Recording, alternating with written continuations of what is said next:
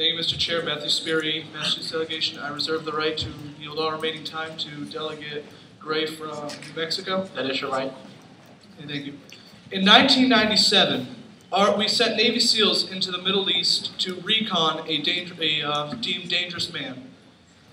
We had the opportunity to take him down very quickly, but our president at the time decided he would rather deny ever being there to avoid an international issue. This man was Osama bin Laden. Later on, we all remember what happened 9/11 and who caused that. Had we had taken him out when we had the chance, if we hadn't had run into international issues, we could have saved the lives of millions. Thank you. I turn it over to Mr. Gray. Thank you, Sir Chair. Thank you, Delegate David Gray from New Mexico. This proposal is absolutely necessary to the security of not only the United States, but also the world. It's been proven, it was proven just now that we've had the chance to stop thousands of lives from being lost, but we didn't take them. Now, I know lots of people, think that killing a foreign leader is wrong, but I believe that it's better that one life is lost instead of thousands. Another previous delegate stated that how can we have peace? And we need to advocate for peace and not violence. And we cannot use violence to achieve peace. Well, here's a quote. It says, "It is better to be violent if there is violence in our hearts than to put on the cloak of non-violence to cover impotence." This was said by one of the greatest peacekeepers of all time, Mahatma Gandhi. I yield my time to the chair. Thank you, Delegate. Your time has elapsed. Katie Plank, Tennessee. May I reserve my right to yield remaining time to Evans, Tennessee? That is your right. All right. This proposal is not only just a bad idea, it's completely wrong. It goes against everything that America stands for and everything that America was founded for. America is founded on liberties and freedom and equality of opportunity. That's within our own country. We have no right to go imposing our values upon other countries or killing their leaders. Also, fellow delegates have said that it's better to kill one foreign leader than to have thousands of Americans killed. Most of the time when the US uses political assassinations, it's not even in a country that we're involved in. For example, in Zaire, we killed President Lumumba to install Mobutu, who was pro-Western. He oppressed his people, killed his people, and created a cult of personality. The US continued to support him just because he was pro-Western. We have done the same thing in various dictatorships. In Africa, in South America. These political assassinations are not to save American lives, but to gain American power.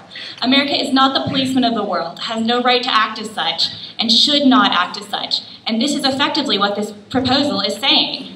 The US is I don't even know the word, it's just wrong. Anyway, I yield my time. I'm sorry, Delegate, you're out of order to speak. You have to specify who you're yielding your time to, or else the chair will assume that time. Thank you, Sir Chair. More indignant New York delegation. I'd like to reserve the right to yield the remainder of my time to Miller from Massachusetts. That is your right. First, I'd like to say I'm in support of this proposal and praise the author's originality. This proposal is not going to cause assassination. If this war was to pass, the news would not fill up with deaths of our enemies in the government. Simply, all this does is allow assassination as an option. Although I don't believe we should almost ever assassinate anyone, if America is in imminent danger, we need this option because our safety is of the most importance. If it's worth going to war, if it's even worth going to war over an assassination, although an assassination could lead to war, if we're going to the extreme to kill another leader, we're probably going to already go to war because this leader is causing so much problems. Thank you. I'd like to yield the remainder of my time to Miller from Massachusetts. Thank you, Ryan Miller, Commonwealth of Massachusetts delegation. I would like to bring up that the welfare of many innocent persons... Delegate, please display your placard. Oh, sorry. The welfare of many innocent persons is far more important than the welfare of one corrupted individual that is causing the harm towards those many individuals that did nothing wrong. Thank you. Thank you, Mr. Chair. Tyler Gross, Michigan delegation. I reserve the right to yield the remainder of my time to Delegate Friedler from California. That is your right. I find it very odd that a con speaker would use the Mahatma Gandhi quote, because when it time for Gandhi's action where his life would be judged, he didn't pick up a gun and assassinate India's leader. He put clothes on his back and walked down to the sea in a nonviolent protest that transformed his entire nation. If we condone killing foreign leaders, we lower ourselves to the same standards of violence combating violence that our enemies so frequently use. We must hold ourselves to a higher standard. And with that, I yield my remaining time to Delegate Friedler. Thank you, Sir Chair. Jake Friedler from the California delegation. No leader rules a nation that is 100% unified against their rule. Even the harshest of dictators remain in power thanks to a highly fortified power structure. That means military, socialization, fear, all things that maintain the status quo, regardless of whether or not a nation's president or leader is there.